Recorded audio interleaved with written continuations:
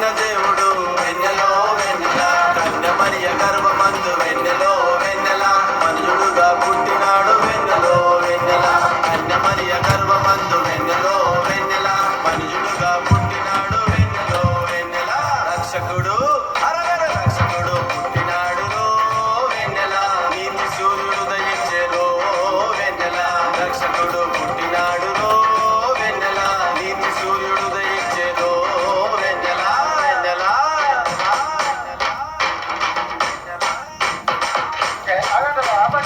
మీరు చెప్పింది వాస్తవమే. మీరు ఇంత చిన్నపిల్లలైనా పెద్ద మాట మాట్లాడినారు. నిజమే, వాస్తవమే.